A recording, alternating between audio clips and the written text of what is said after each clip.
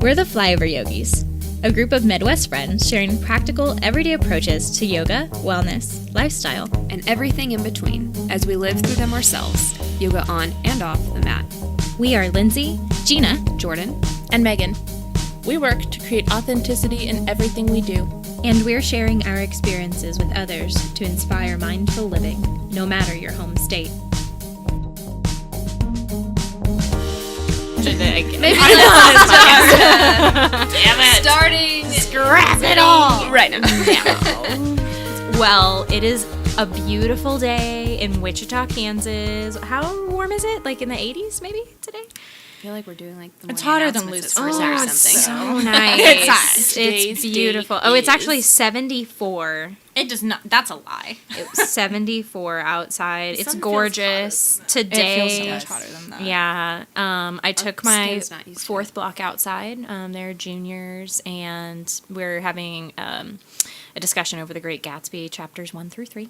And we were going to have it inside, but my room is a freaking ice box, and I couldn't do it anymore. And so they took their vocab test. We went outside, and we had a discussion just laying in the sun like cats, and it was amazing. Vitamin D. I told Gina earlier, this could have gone one of two ways. They could have just been like squirrels outside, or they could have paid attention when they did pay attention. And so then we had like 10 minutes left over after we did a little activity, and so they wanted to learn some yoga, and so some of them participated in the yoga challenge that we've been hosting on Instagram, and Which will be over by the time you listen to yeah, this. unfortunately. But we'll have another one. We will, Don't worry. yes. So the pose of the day was eagle, and so they learned eagle, and then we played around. They learned some handstands and stuff, and then I learned that a couple of my kids can do backflips, so they showed me that, and I was scared. I was like, should I have insurance on hand right now? And please do not sue me.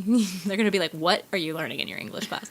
So anyway, yeah. Your bicep looks massive right My bicep? Yes. One of my kids... look at it. One of my kids told me today, he was like, I feel like you could kill me. And I've never thought that about an English teacher before. And I was like, he's like, your biceps are bigger than mine. I was like, I have broad arms, and I'm a broad-shouldered person. I was like, they're probably really not that big. And he was, I'm a broad-shouldered broad, yeah. And he was just like, no. He was like, I really think you might, you could take me. And I was like, weird. So weird to say that. So anyway. I think that's something that I was so shocked about, not when I started yoga, because let's be honest, I was a limp noodle when I started yoga, but once I really got into it, I seeing my arms grow and my back grow, and it wasn't even me. Bryce would be like shoulder blades. Yeah, you're getting definition in your shoulders and in your back, and I'd be like, I can't see it, where's my muscle? Right, yeah. But yeah, I was so surprised, because I've always struggled with upper body strength, and I've never had biceps, literal limp noodles, and I have a baby bicep now, and I'm adoring that little guy. He's just right next to my boob all day long and adoring me. And I really struggle with my arm size anyway. I mentioned in I think it was my About Me episode, whichever one we did earlier, that I went through a really dramatic weight loss, and actually my arms were by far probably the most disproportionate of my whole body. They were really big, and so and I I'm really bad about negative self-talk, and so but they were I still look at my arms and the side in the mirror, and I'm just oh, I can kind of see this hanging down over, and I'm so bad about it, you guys. And that's something I know, I struggle with it so much. And Gina was telling me, she was like, how much do you talk negatively about yourself? And what did you say about plants? So they've done a bunch of research where they have these plants, actual scientists, not us, actual scientists, have done a research. I am an actual Besides scientist. Megan, an actual scientist. I'm an actual, not even close to scientist, right? But they basically had this greenhouse, and they would go up and be like, I love you. You're so beautiful today. You are so pretty. Look at you grow. You are just growing so nice and tall. And they would talk in this very positive, lighthearted voice to these plants, and they would be like, I hate you. You're not green. Why are you here? I'm gonna throw you away. You're awful. Why aren't you growing quicker? I hate you. They would just talk this very negative speech to these other plants. And so they put them under the microscope, and these plants, you could literally see the ones who've been talked positively to, because they were I don't know if you've ever seen cells under a microscope. Is this they real? Look like, yes, it's real. They look like happy cells. Like, they just looked so happy. Like, they were vibrant and they were like all spread out and they just like looked healthy versus like these negative power ones. posing. Yeah. The negative plants looked like they were shriveled and they were like broken and they just didn't, I mean, I know nothing about plant cells or anything, but they just didn't look great. And so there's this saying that's been floating around that if talking positively to plants helps them grow, imagine what talking positively about yourself does. We're pretty complex beings, but we're not that different from plants. So, yeah. I mean, biology. Biology. We're basically cucumbers with anxiety, so. I mean, here's the deal. I don't think it could hurt, you know what I mean? Like, is it going to make it worse if I tell myself? Well, and in yoga, we talk so much about mindset, of don't having the mindset of, judging yourself versus the person on the mat of you. Don't have the mindset of going in and being like, oh, I can't do all these poses, so I'm not a yogi. We always talk about dismaying throwing all those negative mindsets to the wayside and coming in and dropping your ego. And it's really easy to like preach that as a yoga instructor, but the practicality portion of it and actually applying it is difficult to drop your ego and to get into that positive mindset. And I don't think we always have to be in a positive mindset. You're going to have shit days. I had a shit week, listen. But at the end of the week, I'm still like, I have a pretty good life, so I probably shouldn't bitch that much about it. And so it's always just trying to find the positive. The negative is always going to be there. I mean, we're the yin and the yang. We're the good and the bad. It's equal in all of us. It's what we choose. You can be the dark side or you can be the light side.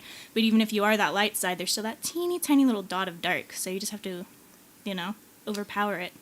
So, 100% agree with all that. However, it's also definitely a practice. So while it is a choice, it's also a continual choice. Yeah, you're not going to be perfect day. at it from the very beginning. You're never going to be perfect at it, actually. It's consistently choosing that lifestyle and choosing it every single day and waking up and, even if you have a really shit morning, by the end of the day, maybe listing all the things you're grateful for. I had my yogis do that in a class the other day. I was like, we're going to start in child's pose. Get there however you want. And I want you, when you're comfortable, to start letting go of that list of everything you're running through your head, because we're 5 a.m. in the morning. So in my head, I'm like, I have to get Alice snacks today. She ran out of Fruit Loops. I need to do this. At 5 a.m., I'm thinking I need to go back to sleep. Yeah, but I have that. I'm that person that in the morning. Or when does Jimmy's egg open? Right. I start thinking about, okay, what's my list for today? I need to take the dog to get groomed. I need to pay our electricity bill. I need to run by the store and pick up this. I need to do this. I need to respond to this message. And I told them, acknowledge all of that, let it go, and then start listing everything you're grateful for. And literally all of them shifted a little bit in their child's pose, because we're kind of taught from a very young age that, and I think it's not so much that we're taught, it's really easy to look at the negative and be like, oh, woe is me, I'm the victim, my life is horrible, I have no control. No, I mean, it's we are really taught. easy to do that. And it's also a very easy thing on the other side of that to shift your mindset and be like, I'm not going to play victim of the situation. I do have control over my life, and I don't have control over the situations that maybe are presented to me or that happen to me, but I do have the control over how I respond to them. Yeah. Well, and I think, playing the victim is also, such a common thing in the world today. So many people do that. So it's almost become a way that people relate to each other. It's a way that people, come into work, oh, I wish it was Friday, oh, me too, oh, this week sucks, and, it's almost like you're, it's like, oh, we're, That was my cat. Hello to Millie. Hi, Millie. Our executive producer.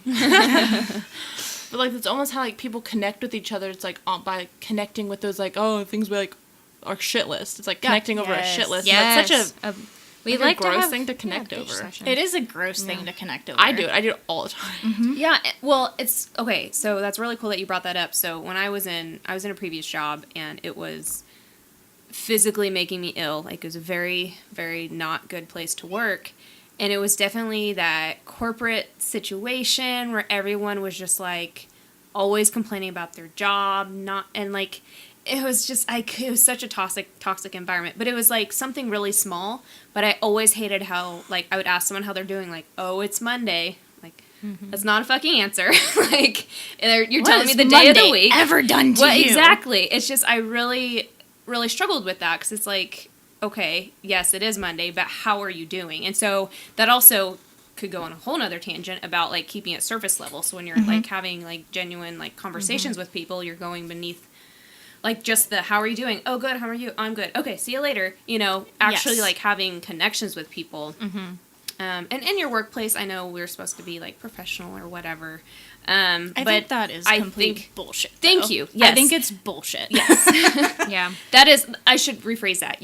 That's what we're expected to think we should do. Yeah, you're expected to have But that it's not conversation. working for anyone. So why don't we flip it and just get out of that mindset so we can actually make connections with people that we work with, that we see wherever we are. Store, church, whatever it is you do. Yeah, because people, when you do ask, how are you doing, I think it's almost like if someone asks you that, they don't expect you to be real about it. And I know, this is not a revelation to anybody, but while you're talking about this, I'm thinking of the scene in Mean Girls where they're all in front of the mirror. And she's like, oh, my pores are so huge. And she's like, my nail beds suck. And she's like, what about you, Katie? And Katie's like, I don't know. I really have bad breath in the morning. And they kind of look at her expecting more than that. Like they want her to pick herself apart. Self-talk. Yeah. So, and I wonder if that is a thing that women struggle with? I mean, I wonder if men go through that same thing. Yes. I've literally had this conversation with Bryce where Bryce comes from a military background. He was in the military. His dad was in the military. His grandfather was in the military. His brother went through basic training. I mean, every male in their family is expected to be a man's man. They're expected to be strong. They're expected to be strong-willed. They're expected to hunt and fish and those type of things. And I love to do those things too. And I'm not a man's man. I'm not. It's just one of those things where I think as women, and we are 4 women, that, like, my brother is 17. Sorry, it took me way too long to think of that. He's 17, and we had a discussion last summer, and he goes, in high school, it's hard because I'm trying to figure out where I fit in, because I'm not smart enough to be a nerd, but I'm not, and this is, like, coming from my brother. He's like, I'm not smart enough to be a nerd, but I'm not, like, bulky enough to be a jock, and I don't play football, so I don't really hang in with the football players, but I'm not artsy enough to hang out with, like, the band people, and so I don't know where I fit in. And that was a weird thing for him to tell me, and it's not, like, a weird thing for him to tell me. It was a weird thing for me to hear, because, I don't know, I was always in this little bubble that guys didn't worry about that type of stuff, and maybe it's just because I'm not a guy. But he was like, it's hard, to figure out where you lie if you're not 100% like that nerd that gets a straight A's. And, like, I have a couple C's. Can I not hang out with these people? And, maybe I do need to start taking steroids like some of the football players do so I can fit in. And I was like, whoa. Oh, my God. Please don't. And I think that with being a male, and of course I'm only speaking from my opinion because I do not have a penis, just like my opinion of talking to my husband and talking to my brother and just guy friends that I have, they struggle a lot with the same things we have. Not so much of, oh, I have to have the skinny waist and I have to have, the big breasts and I need to have Brazilian ass, but I need to have Spanish lips. But, oh, I can't be too tan, but I can't be pale. And the beauty standards that I think are placed on women through the media are also placed on men. Well, why do you not have six-pack abs? Why are you not shaped like a triangle where your shoulders are bigger than your waist? Why do you not have hair that flips in the sun like a god? Why do you not look like Brad Pitt? And I think men struggle just as much as we do, but they've been socially conditioned that it's unacceptable as a man to talk about it. Yeah, that's totally true. Did you guys read Catcher in the Rye when you were in high school? I did not, actually. It was a banned book, and I loved that I read it because I was a little rebel. What about, have you seen The Perks of Being a Wallflower? Yes. Okay. And I've read it. So, that's right. It is a book. So, we read Catcher in the Rye for sophomore pre-AP, and then part of the lesson plan that I do is we watch Perks of Being a Wallflower next to it and kind of do a discussion about how they're similar, different, da-da-da. And most of the discussion, because it's from Catcher in the Rye, is from the perspective of Holden Caulfield, who is a preparatory student, and he basically is like really struggling with some sort of mental health. Like it sounds like it's depression. It's all from his narrative. It's all from his point of view, and he kind of just ends up sounding like an asshole for a long time because he's so negative. Yeah, and then you realize, oh my gosh, like he's actually struggling with depression and he has no one to talk to. And it's set in like mid 20th century, so you know it's like just not, it's less modern, I guess, than present day. So anyway, yeah, we talk about that, and I had a male student who was really honest. I was kind of surprised. He's always somebody who contributes to class discussion, but I just didn't expect it in that way. And he said something about, like, he was like, I'm going to be honest, I struggle with depression. And he goes, we don't talk about it. And it's like, we're not allowed to talk about it.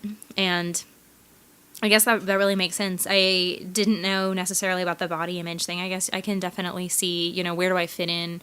What is my, I guess for lack of a better word, clique type or whatever. Do I fit in with the jocks? And side note, I really hate that, like, you have to be, like, being smart categorizes you somehow as a geek, or like having good grades somehow categorizes you as a nerd or something. And I'm just like, the high school labels to me, even though I teach high school, they just drive me crazy. And I know that they exist, and I know that I don't even see them like I did as a high school student.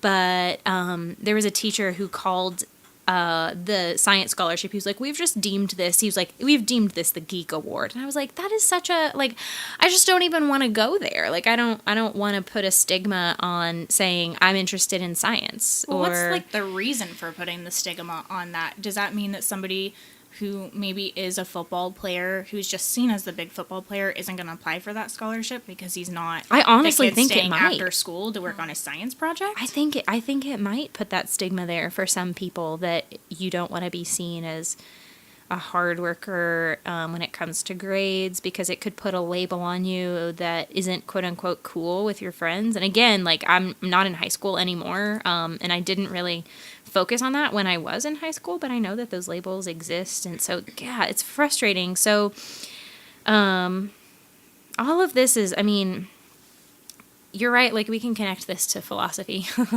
so much, it's just like being genuine, being true to who you are, speaking your own truth. Somebody tell me the Sanskrit word for that, because I just forgot. Satya. True, satya. I wasn't sure what word you were. Yeah. Sorry, truthfulness. Yeah. To speak your truth. And I think that's hard. That's so hard for everybody. And I mean, I think I say everybody, but I say that thinking of myself. So It's really interesting that you say speaking your truth, because the whole reason we started recording this episode is because we're having like a little session. We're all kind of like down on certain parts of our body, and even though we're yoga teachers and we are all very self-aware, we still struggle just like anyone else, because it is, like we were talking about, societal norms, pressure from today's marketing world, like all of that stuff is totally valid, and so we still struggle with it. But, and I totally just lost what I was going to say. I was going to say that brings up a really good point, Jordan, to kind of tie it back into what you're saying and what Lindsay's saying. Is, do you think with those societal norms, I mean, there's the phrase that high school never ends, but I think that as an adult, it's a I would not shitty agree with that phrase. Yeah, but I do all. think, thinking of that phrase, that as an adult, I've realized there's more labels placed on me as an adult, maybe, than what there was in high school. Just talking to, like, some of the friends that I knew from high school or some of the people I knew from college, it's, as an adult, it isn't, oh, are you a geek? Are you a jock? Are you this? It's, are you successful? Yeah, it's are you happy? expectations. Oh, you're Yeah. divorced already? I mean, it's just, I think the expectations and labels go hand in hand. And I feel like, I don't know, I'm going to be 25 this year. I'm going to be a quarter of a century old. It's not that old. I'm still really young. I don't consider myself old. But I have some of those things that start creeping into my mind about what am I doing over the next 5 years? What have I accomplished since I graduated high school? What am I doing now? Where am I going to be in 5 years? And I think that I place those expectations, and sometimes I place those labels on myself as where do I label myself as successful? Where do I label myself as failing? And I think that even if other people don't place those labels on us, that we sometimes place those labels on ourselves. Okay, so I remember I was going to say, and it ties in actually to exactly what you're saying. So you're saying speaking your truth. And so when we're saying, like, oh, I just don't feel good in my body, like, why do my arms look so big? Like, why does my butt, like, not look good? All this stuff, like, are you speaking your truth in that moment or what you expect? Like, say you never had any idea of what the quote-unquote perfect body looks like. Mm-hmm. Because, again, that's all opinion. Mm-hmm. So there is no truth in that. Like, your body looks like your body. There is no true body image. No preconceived notions. Yes. How do you make yourself believe that? Like, that sounds... Excellent question, Megan. Super, like, negative and, like, really, like, down-talky, I guess. But, like, I think about that. It's like, no, I can sit here and I can that. tell myself very logically. It's like, no, like, all of that is, like just... societal norms. It's like things that have just been like ingrained in my brain. We're like tea, and we've just been sitting in these like thoughts. We've been steeping in this thought process of like not being good enough, or not being skinny enough, or not being any of these things our whole lives. And so I can sit here and like very logically be like, oh, of course, like all that's ridiculous talk. And then I can that same exact moment look at myself in a mirror and be like, oh. Like, and I know that I just said, like, logically, like, no, it doesn't make sense, and, like, feel good about yourself, and I love my body. The positivity to your day-to-day life. Right. Yeah. And I would be absolutely lying if I sat here and was like, speak your truth, like, be true to yourself. All yogis or all yoga teachers or all philosophers of yoga, like, need to be honest, and I strive for that. You know, like, I would be lying if I said that I did that every day and that I like was completely honest with myself, like Jordan is saying, like, are you being true to what you truly want, or are you placing someone else's, like maybe society's quote unquote truth, you know, this like kind of perception of it on yourself? And I would be totally freaking lying if I said that I didn't do that. Like I do it every single day. Those negative thoughts, they creep in and they take over. Mm-hmm. It's hard. There was a part when we were reading the yamas and the niyamas, which are the first two limbs by Deborah Adele. Yeah, by Deborah Adele. Which are the first the author? English teacher. Yeah, English. We read that book during our yoga teacher training because the yamas and the niyamas are the first two limbs of the 8 limbs of yoga, which is the yoga philosophy behind yoga. And I found satya something that I struggled with, which I did not think I would struggle with. I consider myself a pretty truthful person. I mean, I don't consider myself a liar by any means, but it goes beyond, are you saying the truth or are you lying when we talk about satya? And one of the things that really stuck out to me that she asked during that book was, are you the same person at work that you are at home? Are you the same person at home when you're by yourself as you are with your friends? Are you the same person when you're around your friends that you are around your family? Or do you change the way you talk, the way you act, the way you interact based on who's around you? Yeah. And if you do, which we all do, are you really living your truth?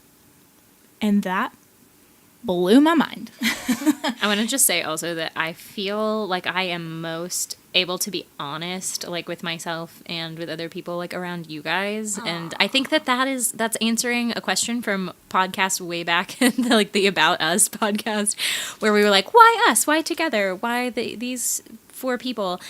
And I think that like realizing that and hearing you say that made me realize like I can be myself with you guys. Well, and I think we've been so vulnerable with one another. I mean, I've told you guys things that I have not told a lot of people during yoga teacher training just because it felt like the right time to say it, or it was just invoked, or whatever it may be. I've always felt very comfortable talking to each of you because you are so authentic and y'all know who you are, like we've talked about before in previous podcasts. So I feel like I have the available space to be who I truly am, and you guys are going to accept that even if you don't agree with it, which is, I think, a huge problem in society. For instance, I am very woo. And if you don't know what woo is, it's kind of like the occult alternative. I have She's going to explain more about that. Yeah. I have crystals for chakra. I've been trained in Reiki. I am a yoga instructor. I use tarot cards to help me meditate. I set my crystals out in the full moon. I link my period, or try to, with the full moon cycle. I have all of these crazy things that people are like, witch. I'm not. Even essential oils, I think, essential can be maybe oils. considered a little woo. I do especially a in the lot. Midwest. Yeah, I Yeah. do a lot of quote unquote woo things that people maybe bat an eye at, or like, that's ridiculous, that's not real, that's not true. And that's fine if it's not true for you, but it is true for me. And I feel like with some of my family, I can't talk to them about that. And it's not that I cannot literally speak about it to them. It's not that. It's the fact that I don't feel like I can speak my truth because I'm scared of judgment. And by Totally allowing valid fear. that Yeah. fear of judgment to creep in, just like the rest of the negative thoughts, I'm not 100% my true authentic self around some people. And I think I have a guard up because you say the word tarot and people are like, the devil's work. I mean, it freaks people out because there's this misconception, like we're talking about with beauty and other things around the woo, that I think sometimes I let that judgment get into my head a little bit, and I reserve myself. And I think by, keeping a huge part of who I am away from people, I kind of space people out and I isolate myself in a way, which is what my tarot deck said yesterday. That I do. I isolate myself in a way, and I justify this isolation as independence. And I am a very independent person. I've always been an independent person. But I kind of wish-wash that with the judgment of it's okay to isolate myself from people and be this loner because I'm Nirvana and people don't understand me and grunge. But that's not always the truth. And, by not allowing myself to fully live my truth, I am keeping a huge part of myself from people, and that's doing a disservice to myself. Okay, I agree with all that. But what popped into my head was, so Brene Brown, and I can't remember. Love her. Right? I can't remember if this is in Rising Strong or if this is in her newest one. But in one of the books. Braving the Wilderness, for anyone who hasn't read it. Thank you. I was like, the one about belonging. What is the name? Shit. I'm glad you remember. I'm pretty sure it's from Rising Strong, but she talks about how you can be your authentic self and you can live in your truth and everything. She talks about having a 1 by 1 inch card, and we're having just a really tiny space, and those are the people that you trust, and those are the people whose opinions matter, and those are the people who all those things, and those are the people who deserve to hear your whole truth and all of your truth, and that they'll be honest with you, but they'll also be loving with you, and they'll also accept you where you're at, and they'll also just those are your people, those are your tribe. She also talked about how just because you don't necessarily share your deepest, darkest secrets with everyone, not everybody deserves to know. Not everybody deserves to have that, vulnerability from you, because it does put you in a vulnerable place to where you can get hurt. And if you're just, to some, random guy in the street, like, oh my God, just whatever, and you just pour your soul out, and he's gonna be like, the hell's wrong with you? And then you might feel crushed, and that's an extreme example. I hope nobody actually does that. That's a really extreme example. But we're gonna take it to the streets and find out. I'm just kidding. No, we're not. Hard pass. Hard no. But she just talked about how it's you can still be your authentic self without just pouring your soul to every person you meet. It's finding that protection of your true self, and protecting your values, and protecting that vulnerability, and understanding that people have to earn that, and people have to, yeah. I like that. Yeah, I love that.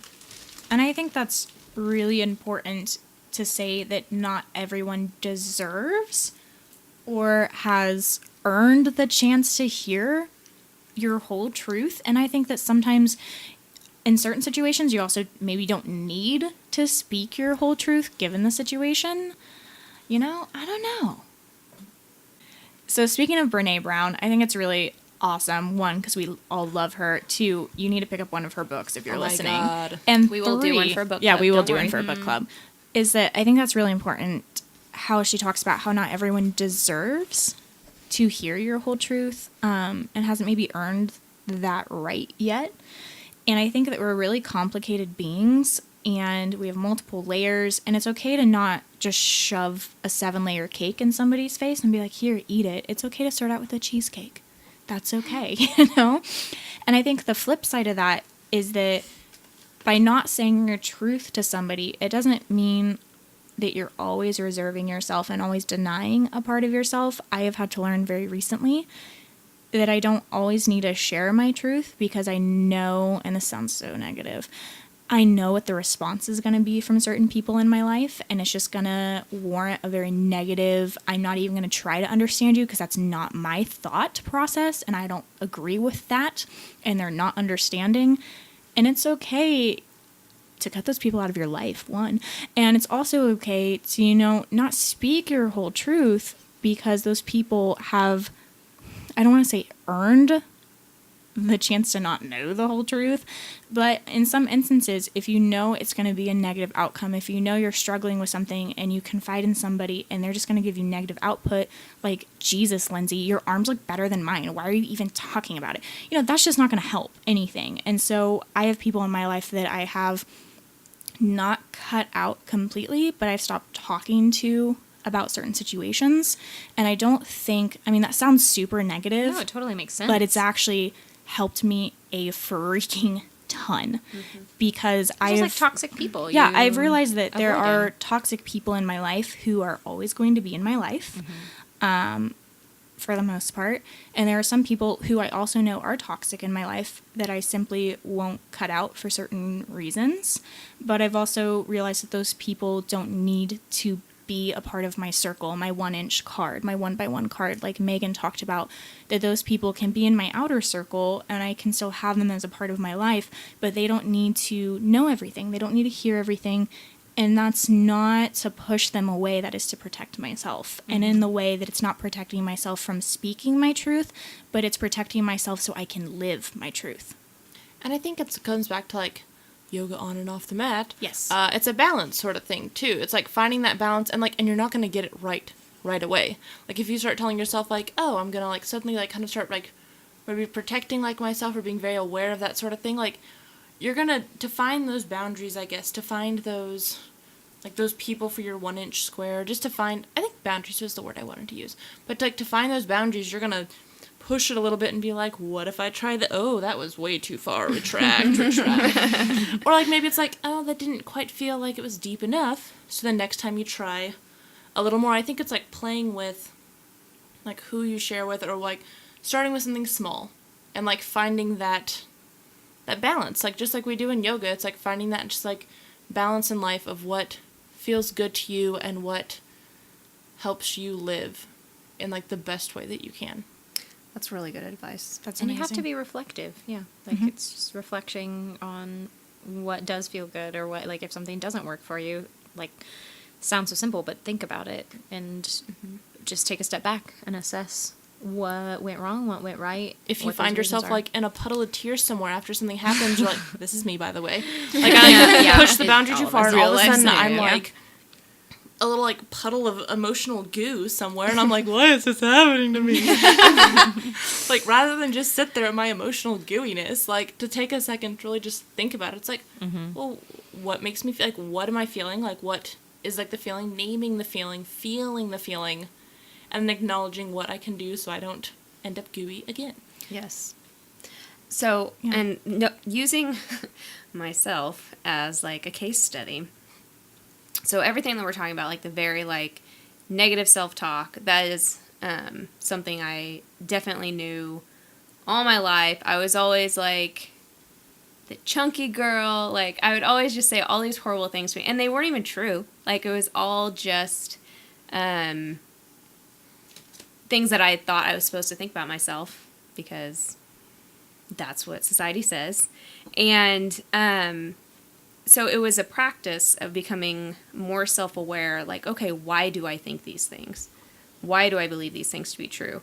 And so it was like, this word might not resonate with you, but experiment. So you experiment, like, okay, how is this improving my life, or is it detracting from my life? Okay, hardcore detract. Let's not do that again. So you can look at it as an experiment. You can look at it as a self-reflection. You can look at it, whatever word resonates with you. But yeah, so coming from that place where there's a lot of negative self-talk, it was yoga, of course, was a big component of getting away from that because, like we said, it was yoga on and off the mat. So it was me learning to focus on what I was doing and not like we're all teachers. We say it. My teacher says it. Don't worry about what anyone else in the room is doing. And so I started to use that everywhere. So in my work, in my family, in my friend groups, like anyone, it's just like, okay, I just worry about what I'm doing. And if what I'm doing does not have good intention behind it, then I shouldn't do it. But I know deep down that it is good intention. So I'm doing me, you do you, and then it's all gonna be fine. Yeah, I love that. Well, and that, God, I'm like full of like the so-and-so says, like I'm going to throw another one out there. Do for it. Throw But it. like when you're talking about the experiment part of it, like, I can't remember where I heard her say this, but like in something I was listening to with like Elizabeth Gilbert. Another her. queen. Another Yes, queen. love Yes. her. She talked about, I think it was an interview about like her book Big Magic. Here I am referencing books again also. Another These book will all we'll be do. in our show notes. Oh yeah. If you have not read Big Magic, Please read that it. is the my one God. book I will Please read always it. tell you to read. Like all of these books we talk about, yes, I love them and everything, but Big Magic will literally change your friggin' life. Anyway, sorry, Megan. No, you're good. but in somewhere along there, she was talking about how like we're all so programmed to like to hear these things or to say these things or to think these things, and like the way that like helps her to really just like take that step back is like addressing it with like, oh, isn't that interesting? Like no judgment there. There's no like, oh, I'm so bad for thinking that, like, oh, I can't believe like, or oh, like, I don't know. There's no positive or negative association with it. There's no like this defines who I am. It's just, isn't that interesting? Like, where did that come from? And then kind of just like finding that curiosity's point from there, kind of like you were talking with the experiments and like things like that. But I just loved that part of it instead, and I've been trying to kind of incorporate that a little bit, like that. Oh, isn't that interesting? That's Because just that helps take some of the shame out of it too. Yes. Because like shame Absolutely. can be so incredibly powerful. So you think, oh my gosh, I have all this shame for something I said or I did, or like, why did I do that? Why did I say that? Instead of looking at it like that, you think, okay, that happened. yeah. Isn't that interesting? And yeah, like you were saying, just reflect on it from that mindset. Yeah, I love that. And this brings up another Sanskrit word from that same limb of yoga is ahimsa, which is nonviolence. And I think that shame is a sort of violence that we can have with ourselves. 100%. Guilt. Shame Shame. leads to guilt. Yeah. Yeah, and we've talked a lot about how not being truthful can hurt you, and what you'll learn as we continue to talk about these limbs of yoga is and specifically the yamas and the niyamas, is that they are so interconnected. I remember when I first read Deborah Adele's book, I was like, I can just think of how this connected to the chapter before and the chapter before that and before that, and it just continued to build upon each other and was just threaded together so intricately. And I think that that's kind of the beautiful thing about yoga, is that it is not in a nice and neat little box. No. Everything connects, and so obviously we're talking about how this connects to our daily lives, the things that we think about, the struggles that we have, and I don't know, just that negative self-talk, the guilt, the stress that we put on ourselves because we are feeling maybe guilty about a situation. So I think, that sounds kind of like what you're talking about with just taking a step back from a situation and thinking, so that happened. How? Why? Why did that Yeah, happen? stopping the tape that's running. cyclical. So it's interesting you bring up shame and guilt, because like I've talked about in previous episodes, had my daughter 8 weeks early at 32 weeks, which is extremely young. And I had a lot of shame. I ran the list of, did I work out too hard? Did I do a yoga pose wrong? This wasn't a mystery of why it happened. I mean, I literally put the blame on myself when the doctor literally set me down. And Megan was talking about when you hear something and you don't apply it, set me down. It was like, Gina, this is not your fault. Do not go home and start running the list of why this is your fault. And I was like, no, I know this happens. It's crazy. We'll never know. And the minute I hit my front door, I was like, this is why. And I started running that list, and there's no specific cause for postpartum depression, but I think that list was a player in my postpartum depression. And when I step on my yoga mat, one of the first things that really stuck with me that the instructors kept saying was find that balance between ease and effort. And that has stuck with me ever since the first time I had a yoga instructor tell me that. You have to find that balance, like what Megan and Jordan and Lindsay are all talking about, between ease and effort, that it's not always going to be one and it's not always going to be the other, but you're always going to have that tug of war between ease and effort. And with the yamas and the niyamas, I feel like that is the prime example of that tug of war. There's always going to be that negative thought that creeps in, but how is it going to be an easy thought that creeps in, or how much effort are you going to have to pull to take it out? And I think along the lines of just discovering myself in my yoga practice, I realized that I had a lot of guilt. And some days I still do have that guilt because I'm a mom and I'm a wife and I own my own yoga studio, and I have that guilt that creeps in of, should I be spending more time with Alice? Should I spend less time on my yoga practice? Should I do this? Should I do that? Maybe I should spend more time with Bryce and less time planning my classes. And I got very negative about 2 weeks ago. And I had a huge mental breakdown on my yoga mat. I was crying, and I was like, good God, pull it together. And I realized that I had all of this shame and guilt for something that literally fulfills me more than anything else in this life does. And that's my yoga practice. I love my daughter. I love my husband. And I realized just crying on my mat that I am a better wife because I practice yoga. I am a better mom because I practice yoga. And that guilt that I felt from being on my practice and taking time out for myself is complete and total bullshit. Because if I hadn't taken the time out, and if I continue not to take the time out, it's going to deter me from being my authentic, truthful self and practicing that truthfulness if I stop practicing yoga. And I was like, this is bullshit. Get out of your own head. Get onto your mat. Stop thinking and just flow. Because I think it's just 100% true.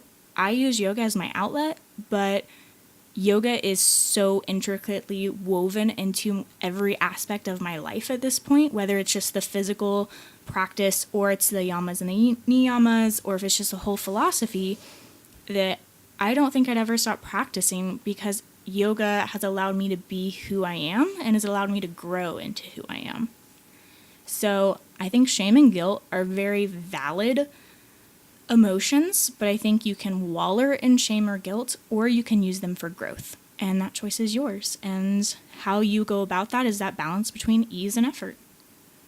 And without some of these things that we've learned and talked about, I wonder if there are certain things I may not have ever realized about myself, or certain situations that I wouldn't have looked at in the same way. So it's not that my life is easier because of yoga. Well, I mean, that's not really true. I mean, like, bad stuff still happens, I guess is what I'm trying to say. Negative doesn't go away just because, like, we do yoga and we learn about the philosophies. Your life does not become rainbows and unicorns just because you step on a yoga mat. It just helps it. Damn it. It allows us to give perspective. Yeah.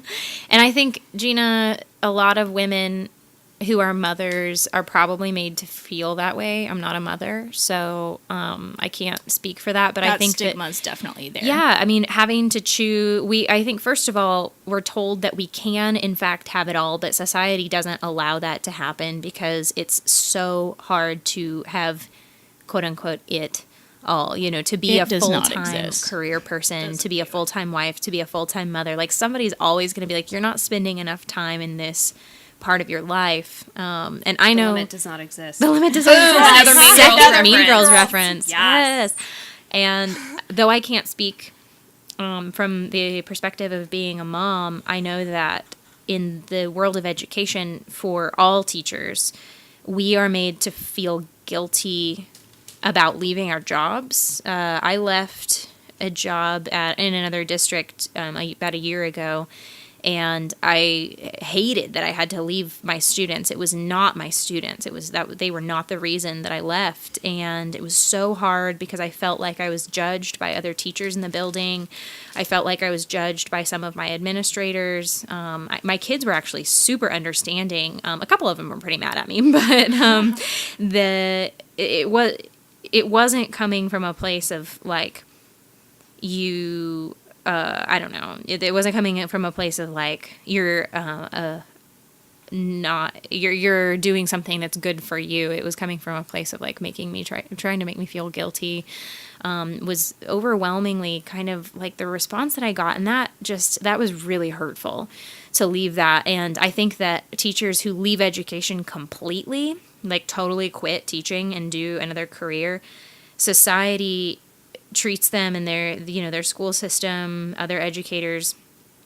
I think that there's an underlying stigma making us feel like we're abandoning the kids, like you're one of the good things that they have in their life. And I mean, just recently, the teachers in Kentucky who were protesting for higher wages and for more funding for their schools, their governor came out and said, because you were out here protesting, something along the lines of, and this is not a direct quote, but something along the lines of, look at all the kids who have been abused at home and they've been sexually assaulted at home because you were out here protesting. Oh my God. It was seriously the most sickening thing, and that is the governor of the state. And so if it's coming from this place of something higher up, and so I think that what I'm trying to say in a really roundabout way is that, that there are aspects in other facets in our lives, groups of people who really are out to get us all the time. And yoga doesn't fix that. Yoga has not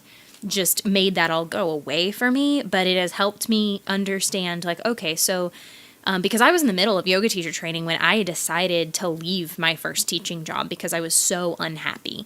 And it helped me to speak my truth. And I think I probably talked about that on the first day because I was still deciding what to do. And it's helped me to understand that that's something that I have to do for myself and not to feel bad about it. So it didn't make that go away. It didn't make what people thought about me or my decisions go away. It just helped make it a little bit easier to make the decision because I knew that it was my truth. I knew that it was best for me. So, boom. So I think that brings it kind of full circle with everything you were talking about, how earlier we were saying, instead of responding, it's changing how we respond to something. Who said it? Someone said it better than me. It's like you're not responding, you're proactively reflecting. Mm-hmm. You can choose to be the victim or you can choose to be the survivor.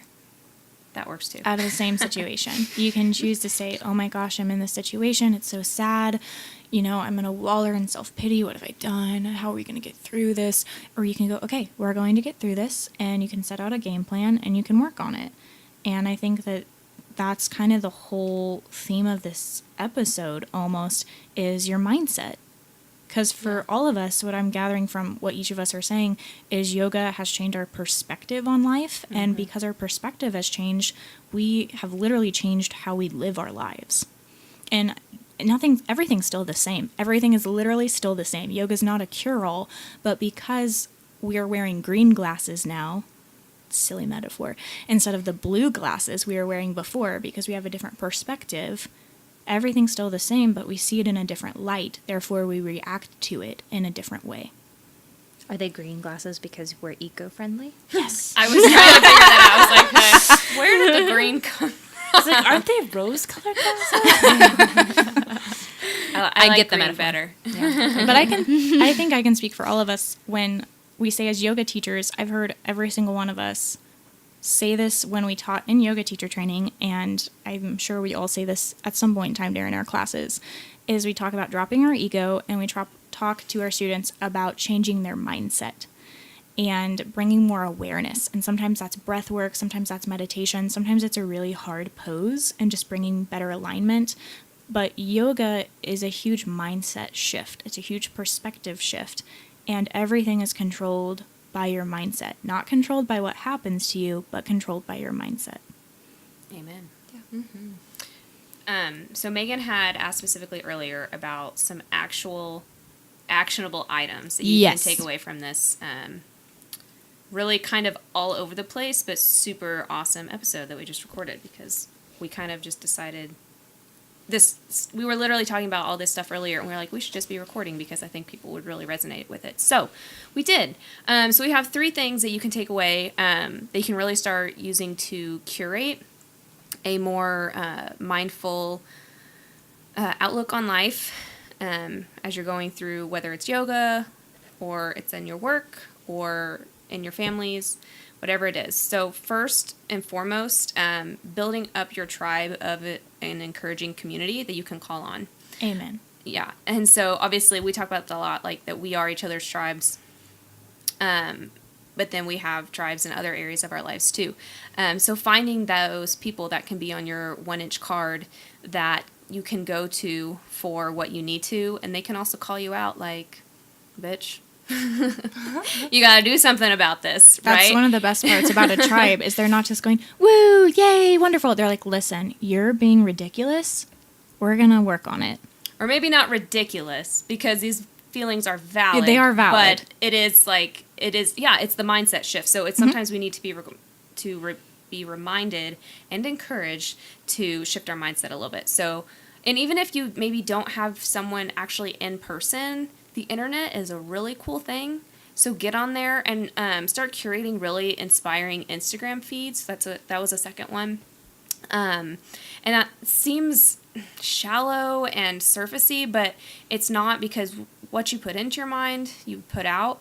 So find those really inspiring people. You can look at the people that we follow at Flyover Yogis on Instagram, because all we want in our feed is really inspiring people that are going to lift us up.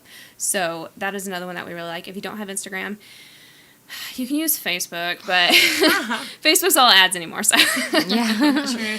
and then finally, the last one is a gratitude journal. So maybe you don't want to say, oh, I'm going to do gratitude journal every day. And that's totally okay if you want to start with maybe once a week or maybe once every week, but just find a routine that works for you. Because when you are consciously and consistently reminding yourself and bringing to the forefront of your mind those things that you are grateful for, it's just going to automatically put you in a better mindset to receive the things that you're maybe not as obviously grateful for, but maybe you'll be grateful for later because of what you learned from it. So, Yeah. Some of us have gratitude journals, and we can include some pictures in our show notes to give you some examples as well. And also, if you have Instagram, if you just use the hashtag, you'll find some awesome examples too. yeah, totally. Okay. Attitude of gratitude. That's right. All right. All right. Well, we'll go ahead and close out this episode. Thank you all for listening in. If you want to continue the conversation, feel free to email us at hello@flyoveryogispodcast.com. Again, feel free to follow us on Instagram or Facebook at flyoveryogis. And we'd love to hear from you and see some of the stuff that you're grateful for in your life right now. We'd also love for you to give us a review on iTunes. So if you enjoy the podcast, go over to iTunes, give us a rating, and tell us what you think. Thanks for listening. Namaste.